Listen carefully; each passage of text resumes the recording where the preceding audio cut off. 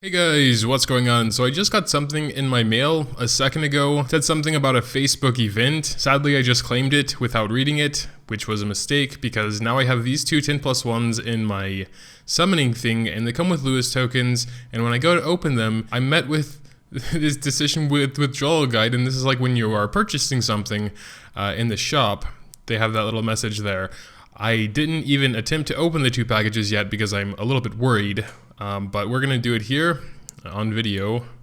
Okay, did I just buy something? I have no idea. We have two 10+1s, let's go use them. Maybe we'll finally get Crow's unique treasure, it doesn't matter. We have the summoning tickets, the event is still going on, so why not? Let's go for it. Yeah, here we go. Kazaboom, Crow's unique weapon. I think, oh no, that's a priest class unique weapon. All right, well. Yeah, I guess we're continuing on the trend of yesterday. One more summon ticket, let's go. I mean, these are free summons, so like I can't really complain.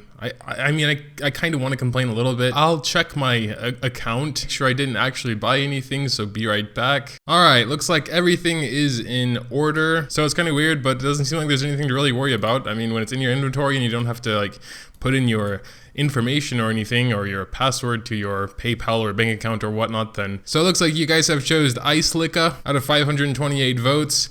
I only posted this 3 hours ago because I forgot to do it after my last video, unfortunately. It was somewhat close between Oof Eli and She, but Aselica definitely went much above the crowd. 99 Pierogi says he thinks it's pronounced Aselika. Aselika. Aselika. Does everyone agree with that? If not, it's now on 99. However the hell you're supposed to pronounce his name. Okay, let's go back to the game. So first we are heading to the special shop, taking Aselica, or is it Aselika? How do you pronounce the A? Aselika? Aselika? I'm gonna call her Female Arch. How about that? Female Arch. There she is. Well, she is a very nice looking unit, to be serious for a second. And now we have 1,800 rubies left. Why? Oh yes, the horror show that was yesterday's video. Correct. This is why we only have, well, 2,400 now. Yeah, we're rolling in diamonds again. So this video is going to be more just raising her, upgrading her, and playing with her a little bit in some different content. Not so much a review. That will come in a few days once I am more familiar with her. And the awakening and all this stuff is going to take quite a while anyway, so be right back. I will admit, she was definitely the last one I was planning on going for, but I got a message from Discord in my server from a T5 Aselika user saying that she is indeed a very good tank, and I know she is magic based, so that's a little bit for me because I've raised mostly physical heroes.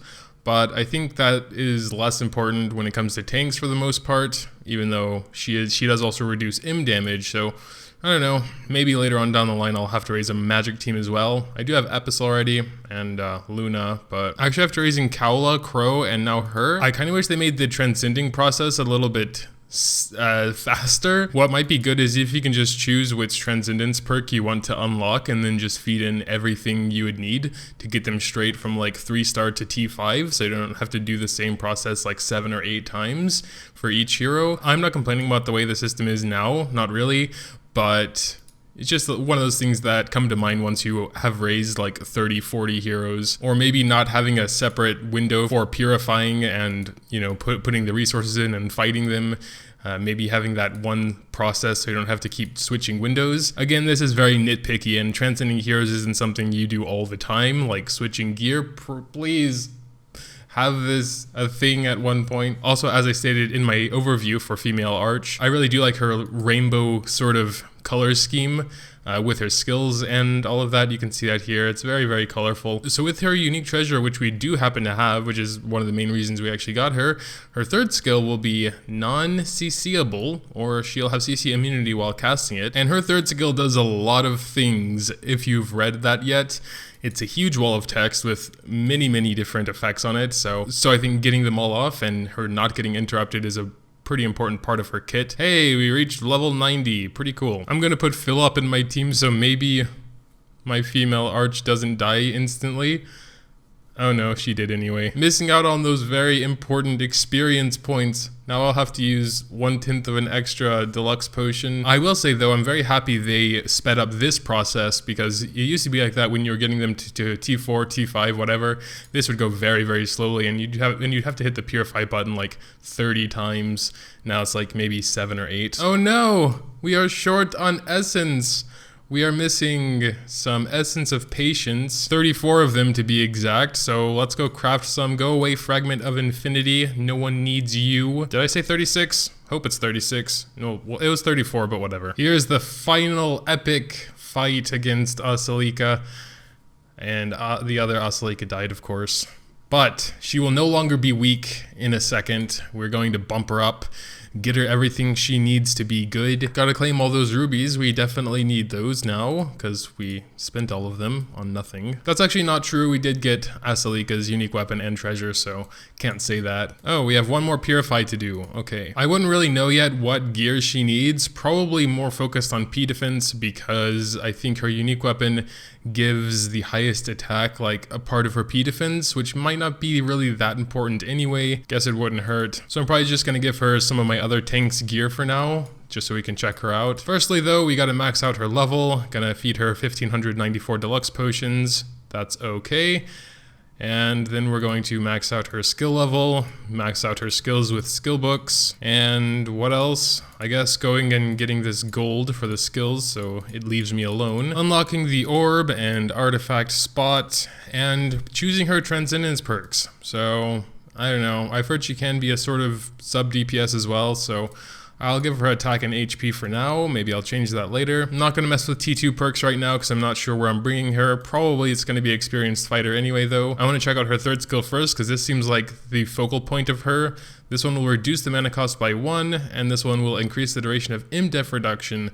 So I don't know if I can take in Magic Team right now. As you can see, I don't think I have a single T5 Magic hero besides a healer and Lorraine. I have a T4 Luna. I think I have like a T1 Epis down here. So maybe those two together would do anything. So I'm probably going to be more focusing on buffs. I remember reading her T5 Dark and not being very impressed with it, so I'm probably not going to grab this right now. I definitely want the Blessing of the Sun Light though, so we're going to grab this. This will give the attack buff and cooldown reduction to 2 DPS, or 2 with the highest attack. So if you have 2 DPS in there, they will both get it, which is nice.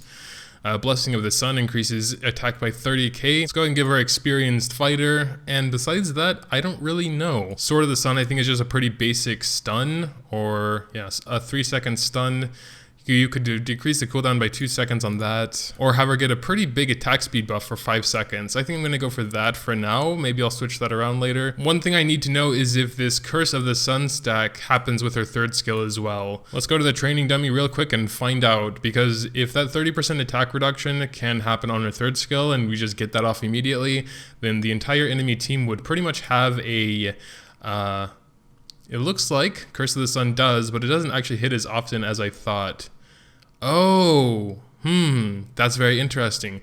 Reducing it to 7 stacks, though, might be even more important, because then it looks like the entire enemy team would have that attack reduction, because it looks like Curse of the Sun hits 8 times, yes. So if you want that to affect everyone, you would actually have to grab the one where it reduces it to 7 for arena purposes. It's only 5 seconds, but 5 seconds is quite long in arena. So I don't know, I guess we're kind of prepping her for arena, sort of. Well, we're gonna go ahead and grab this one, and I guess that's actually all of her perks. So this one probably won't be too important for arena, but I think this one definitely would be. Now we kind of have mixed perks. Let's go ahead and give her another page, get the mana reduction on Judgment of the Sun, get this one where it reduces the stacks required to activate it. And the last one is pretty hard. I could give her light just for some extra stats. Well, whatever, let's try this one first as far as arena is concerned. But I guess this one would be more for PvE, so again we have to kind of reset it because we don't really need this for PvE. Definitely should have this one though. Well, whatever, we're going with this for now. We have to raise her unique weapon and treasure. Alright, done. As far as gear is concerned, I'm not really too sure. I'm just going to take all the gear off my tanks and warriors and just kind of give her whatever.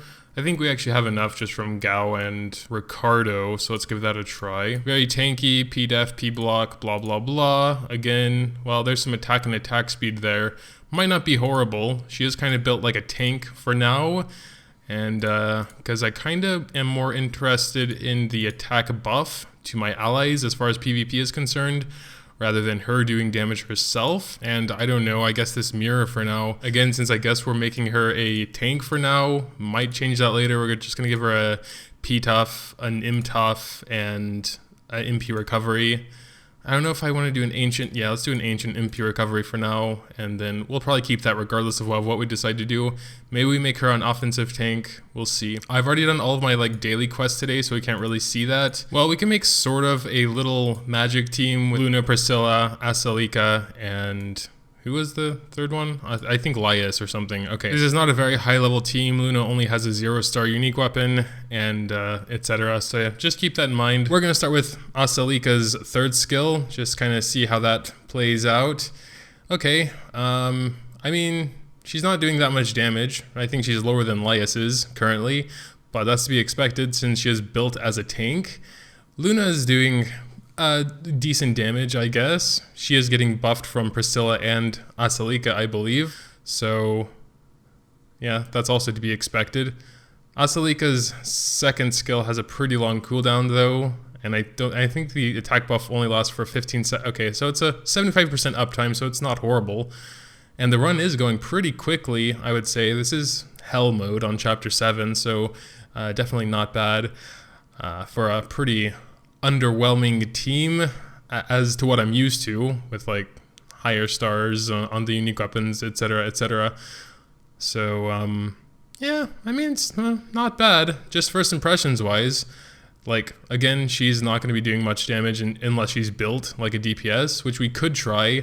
I mean, you can see she's doing about 100k DPS, so we can throw on Scarlet's gear because Scarlet is built DPS, and we can try it out that way. Of course, I would have to remove the 2 ancient P-Tough and M-Tough runes I just put on her, which I kind of don't want to do because I only have 4 P-Toughs. So we're just going to try her like this, and then you can probably add a couple 10,000 DPS on her if you would have attack runes instead of P-Tough and M-Tough, etc, etc.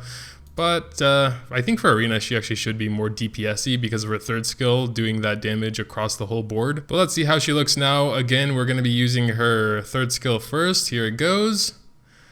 Yeah, you can see she does definitely have much more DPS than she did before. Actually, quite a decent amount. I know these 7-4 dudes are kind of tanky, so it's definitely not horrible in my opinion. Competing with Priscilla there, which I believe is also sort of a sub DPS. I don't think Priscilla has very good gear though, because I really only have one super offensive tank set, and then like half of a super offensive tank set. But yeah, I guess that'll pretty much do it for the raising of her. A formal review should be coming out this week sometime. Although I'm not promising anything, you know, some things take longer than others. I'm going to be trying her in Arena as well, and seeing how she does there. Probably I will switch those tough runes to attack runes because I just like everyone dealing some more damage, and perhaps putting a legit tank like Ricardo in there alongside her. But that'll do it. Make sure to tell me what you think about this video and Aselika in general in the comments down below. Leaving a like if you did happen to enjoy would also be greatly appreciated.